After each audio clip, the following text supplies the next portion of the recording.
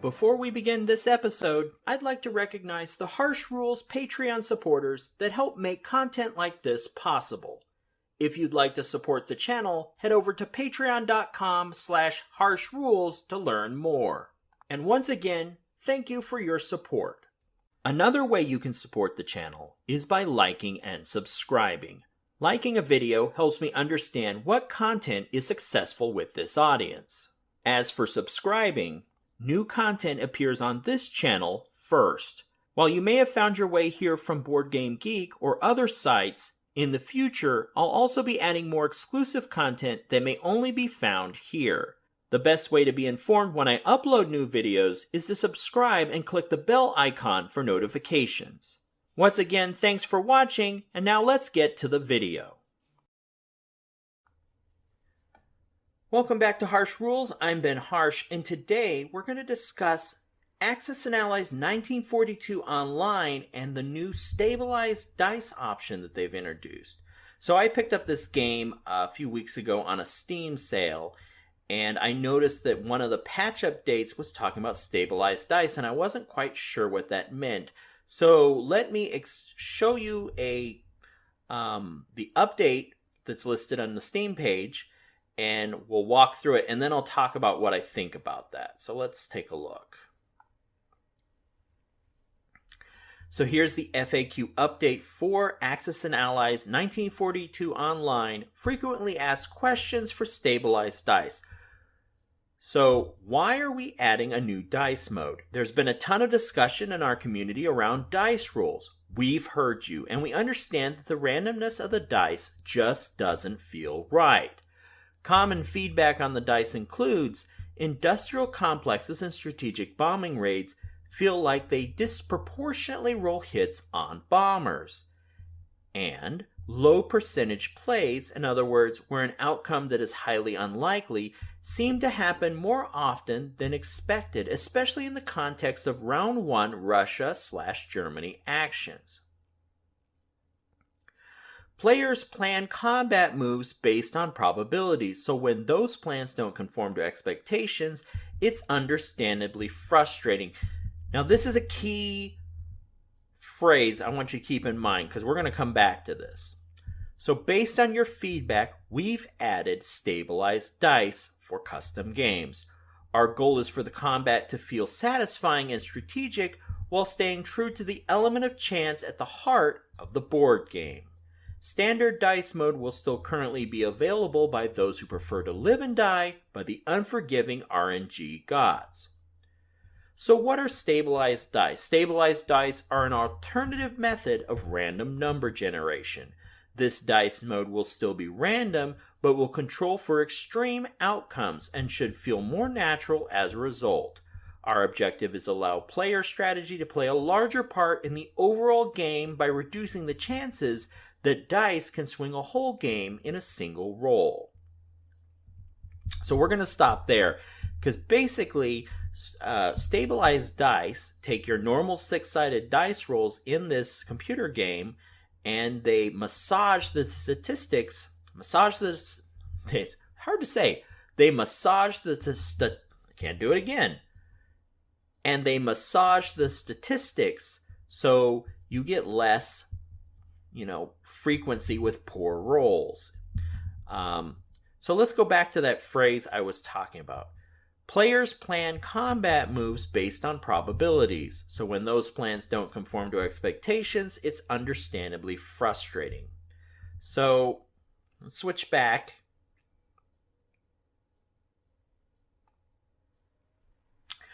So let's talk about what that means. So it would be very easy to jump to the conclusion that this is a millennial function, especially being an older person like myself. This is another example of younger generation that needs a participation ribbon for everything. They need, to be constantly validated, and they don't want to deal with anything that smacks of failure or whatnot. That would be the kind of the simple way to go about this. I would prefer we have a broader discussion. So I actually think this is a little more complicated. One is, or complex than it may seem on the surface. So from Beamdog, who's the developer of Axis and Allies 1942 Online, they have to serve a player base to make this game successful. So they are catering to a group of people that feel like, they're spending a great deal of time playing the game, and there's some seemingly strange frequencies of poor dice results that leads them to not enjoying the product.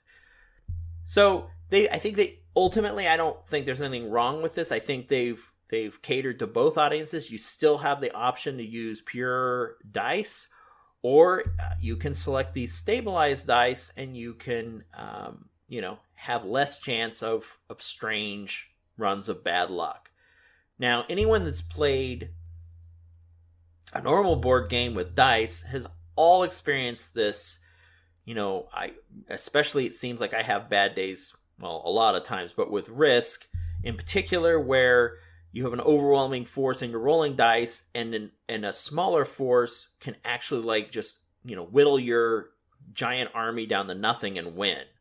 I think we've all had that happen. It's frustrating. I actually find it to be kind of humorous after a while. I don't take this quite that seriously.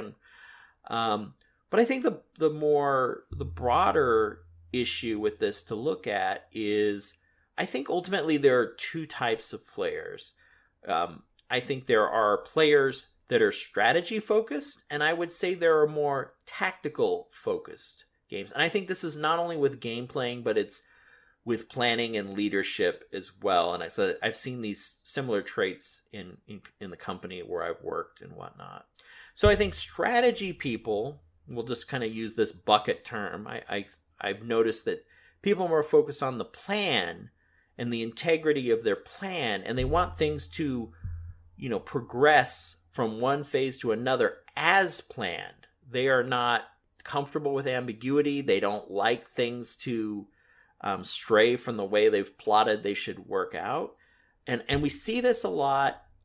We'll jump to that in a second. So I think the other end of the spectrum are tactical, more tactical people. So they operate under the assumption that plans are only good until the first shot is fired, I think is this kind of the famous phrase.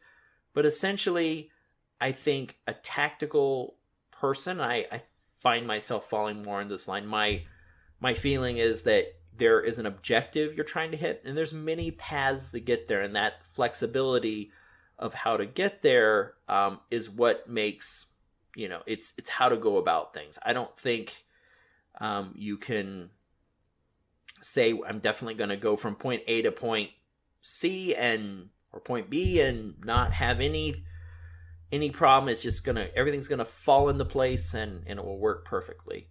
I expect things to go wrong, and I'm a very cynical person. So, if there's a sequence of right events, the opposite of stabilized dice, I guess, where I don't need stabilization. If something just automatically happens and ties together, I'm actually a little shocked, because I'm like, that plan all came together perfectly. That seems like an anomaly in itself. But when I look at wargaming, if we bring this back to our hobby, which is wargaming, I do notice that players seem to fall on these extremes as well. I've read quite a few reviews and posts where players will praise games because they don't have dice, they don't have cards, they don't have that random nature that gets in the way of planning, and they prefer that. They prefer playing a game where they come up with a plan and things go according to plan.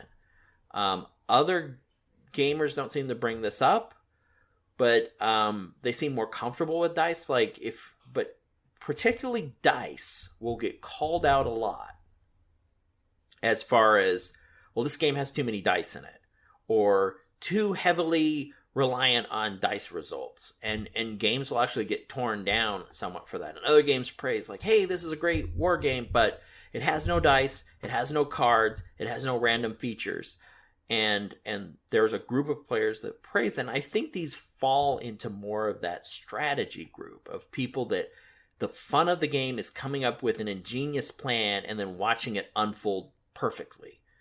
Like I said, I fall in the other group. I expect things to go sideways. I expect to be upside down on something and completely in a bad situation. And the fun of the game is, how do I improvise, and how do I, what contingency plans when I'm thinking of the destination that I'm trying to reach or the objectives I'm trying to achieve, what are the contingencies I can put in place to try to mitigate, the unfair, cruel world we live in. So I don't mind at all playing a war game with dice. I get frustrated like anybody else if you're getting this ridiculous run, but sometimes it actually becomes funny. But to me, that's a style of play. So I'm very comfortable with dice, cards, and other things that play into that. I feel that adds more of a narrative to the story. So I remember playing Risk with my son, and it was a situation, if you play a lot of Risk, there's a phase of the game where you're trying to lock down a continent for you. And I was in the process of trying to lock down Africa to get the bonus. And my son had units in Madagascar, which is like the little island off to the side. And I had a pretty large force because I'd kind of swept through Africa to pick everything up so I could lock that troop bonus. And I was going to take that large force into Madagascar. And my dice rolls just went to hell. And I could not beat two guys in Madagascar to save the lives of my army because they got whittled down to nothing and the whole thing kind of went south.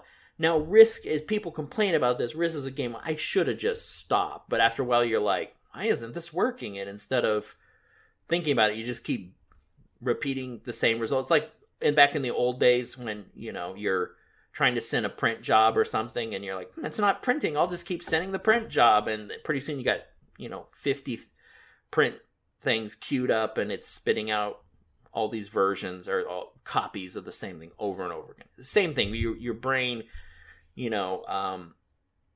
get impatient and just start hammering a print button or something. You just create a bigger problem. I think Risk, a lot of things about Risk play that way when you're in the game, where you're getting clear feedback that you're failing, and yet you keep doing the same thing over and over just because you're frustrated. And to me, it's not a flaw of the game. That's a flaw of the person playing it. In this case, it would be me. I should have pulled back on that. Now, other people disagree and say, well, the dice shouldn't be that cruel to you, or should not, shouldn't statistically fall that way. That's why this game shouldn't have dice. It should have a different way of determining outcomes. Why does a force of huge amount of people get killed off playing this game?